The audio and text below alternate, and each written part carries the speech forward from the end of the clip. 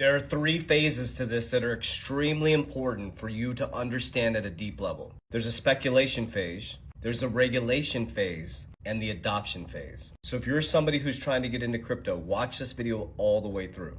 We are transitioning from speculation phase to regulation phase, which still makes it somewhat early to get in. Because when adoption phase hits, that's where the people who were in during speculation and regulation get very, very wealthy. Pay attention to the breakdown.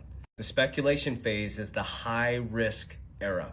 People who got in 2017, we got in 2020. It was like the wild, wild west. Early adopters make massive gains because they got in when everybody was running. And usually what happens is the elites, the banks, the media tell you to run as fast as they can from it. At the same time, usually they're getting involved in it. You have to make calculated decisions in this phase. So we survived the speculation phase. Now we're going into regulation phase, which still has a lot of speculation in it. But this is where the example of Ripple just announcing, they basically beat the SEC, the case is over. Bitcoin is now part of the strategic reserve. You are now seeing at Congress, they're coming up with stablecoin regulation and cryptocurrency regulation. Media goes from fear to structure. You go from the wild, wild west to SEC regulation, ETF approvals, and the wealthy position themselves as this regulation transfers. Then you go into adoption phase, and that's where the wealth transfer happens. We still have a nice run for adoption phase.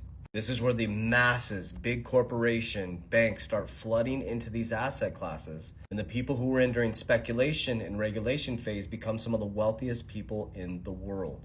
Think Amazon, Google, Apple, Tesla.